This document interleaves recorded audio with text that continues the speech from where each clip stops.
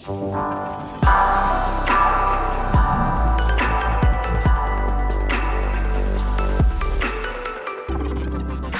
to another episode of CHILIpulse. My name is Bram Verniest and I'm your host. And today I have Jarod with me, Jarod Joyce. You are, and have to look at it, head of UI and UX design at the Dotted group, the Dotted part of the NCCO group. Correct. Yeah, all right. Good to be here. Thank you. Welcome. Thanks. Today I would like to talk about improvements that you guys made in the process, technology process, people changes to improve your web-to-print application. Sure. Yeah, so really it started with failure, right? Okay, good start. It started with failure and learning from our mistakes.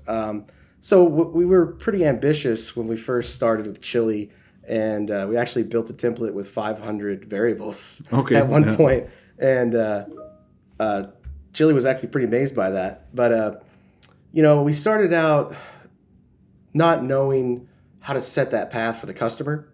Yeah. And so over time, we realized what products were going to be successful and what approaches were not going to be successful. So we really kind of started at the most complex idea around Chili and what we can do. And we realized it's not what customers want.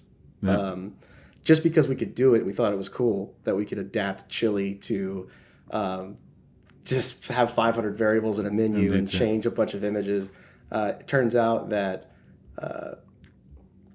they wanted a simpler product. Our customers needed a simple product to be successful. And maybe to continue on that, you said a simpler product. Maybe can you elaborate a little bit, like an elevator pitch on what is the application? What are you offering to customers so that people have an idea of what we're talking about? Sure. So in the beginning, we had customers that were struggling as chains, right? And they didn't have the brand consistency. They weren't able to really wrangle in all of their locations to be on the same page with the same products and the same voice, right? Yeah. So what we discovered is that there's a little bit of training involved for the customer to get them to unite their brand. You can't bring a discombobulated brand in and enforce those rules and be successful. So there's some consultation that has to happen with the customer. And after experiencing failure, right, and being able to share those failures and how we gain the expertise, you start to get that buy-in from the corporate office. So after those discussions, they end up with a more aligned brand. It's not just rolling out a new variable product for them, but we kind of all align the brand together. Yeah, so you align the brand, you would bring in products on the website and people can go in and order and reorder stuff. Well, you said, okay, you put in templates, which is great for us. What were the kind of struggles that people had in that ordering process? Did you have challenges there? Yeah, so there was a lot of challenges there. If there wasn't brand alignment, such as, we had a pizza place that specialized in locations around colleges, right?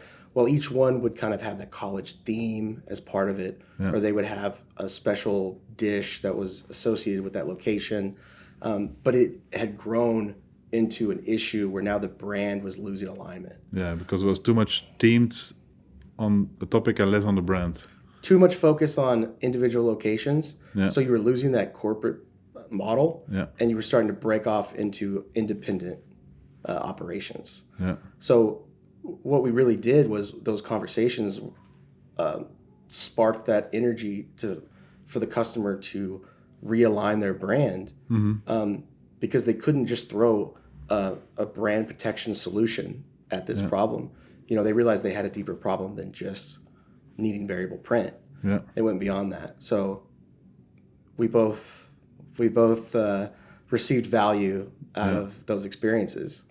And it makes the intro into presenting variable print solutions and smart templates a lot easier having those experiences. So next step would then be you have the brand is tightened, you have a great assortment of products in the system. what were other challenges that you had in the ordering process or changes you made that improved it? Yeah, so we discovered that we had 3 essential products to offer. One was those aligned brand products that we're discussing about with chains and aligning their brand, protecting their brand consistency. But then there was also an element of, B2C, what we call small B2B, which would be independent locations that didn't have those sort of restrictions. Yeah. Well, they wanted a more open model of designing custom templates with more options, and they didn't need the formatting restrictions. So that path looked a little bit different, and then there was a third model of customers that it's actually coming straight from the corporate offices and not from individual locations, like the brand consistency aspect. This is actually a corporate designed label that there might be a million, 2 million quantity order. So all of those different experiences didn't necessarily fit into the same user path. So, should I elaborate on that? Yeah, indeed. So you say different user paths, so that means that you could say like in an e-commerce system, you have one way, there's a catalog, you select, you add it to the cart, and that's ordering. So that would be one path.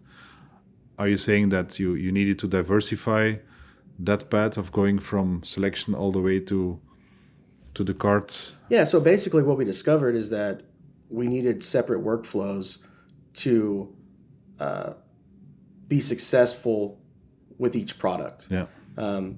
If we catered to one, then the other workflow just didn't make sense for that user experience. Yeah. And we would just have to take it manually. We would have to deal with the order manually. So in order to automate, we basically united these workflows into a single path to start. And then as these differences come into play, whether it's quantity, customization level, depending on which one of these 3 product service offerings it was, we split this path of their user interface and user experience into 3 separate paths that fit that customer. And can I then imagine that you can define a path per product, or would it be like, look, for this customer, we think this is the best path, or you go up to the product level? No, so this is absolutely on the product level, because one user might use 2 different paths based on the product that they choose. Okay. Yeah. So, there's a scenario that happens a lot where a customer that orders 1 million labels, they want to test us out. They want to print 10,000 labels with us and see how we do, see how our product works. And then there's also the instance of a customer that needs that quantity of label that didn't quite order enough, right? And they need to fill that interim.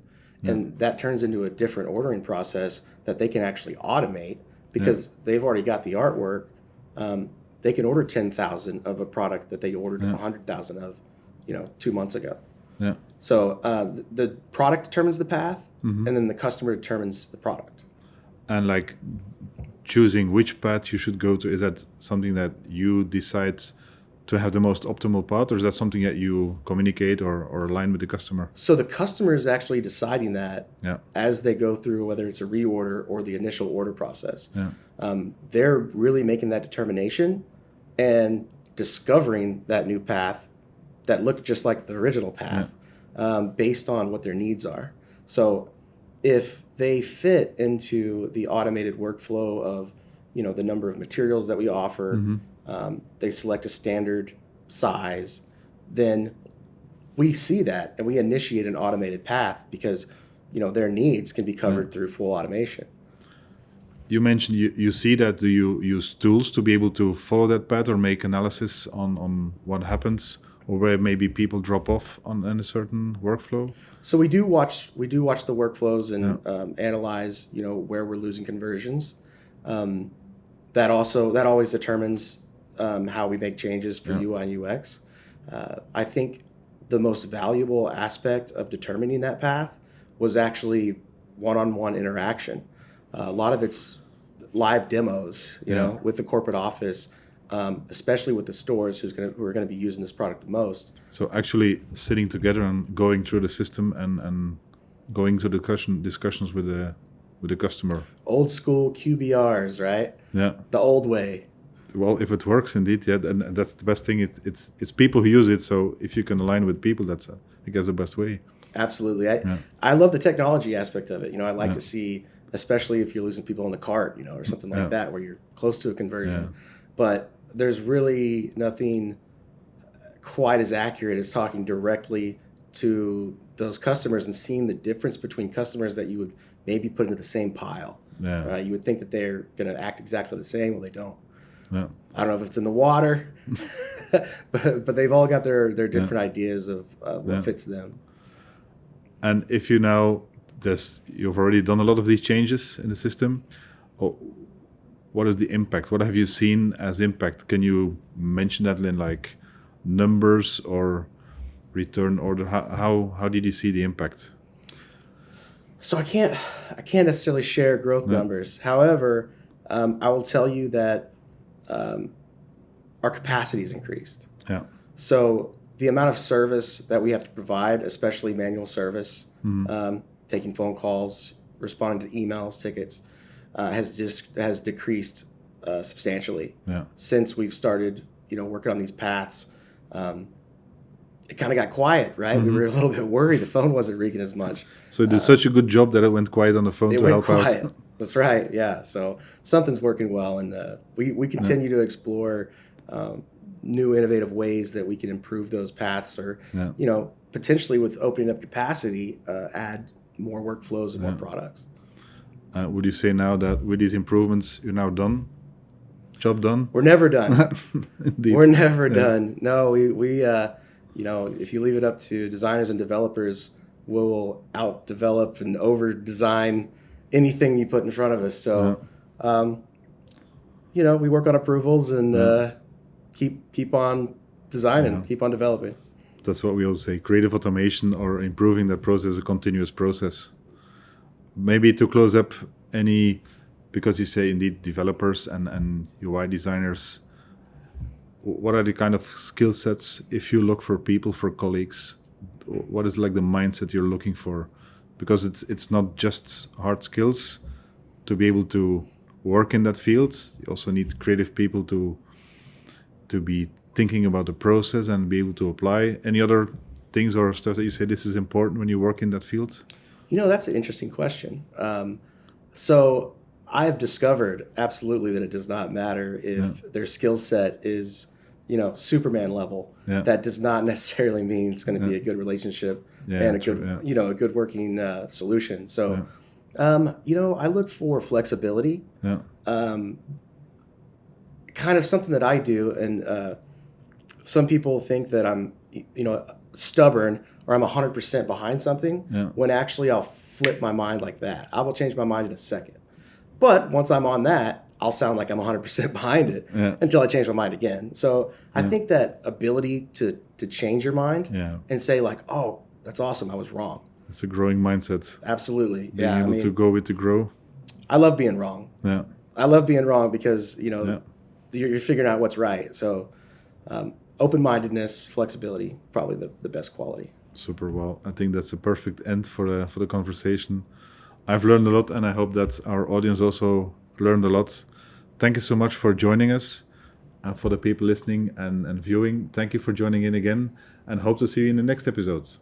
If you liked this episode and you want to get engaged, or you have tips for improvements or changes, please let us know at pulse@CHILIpublish.com.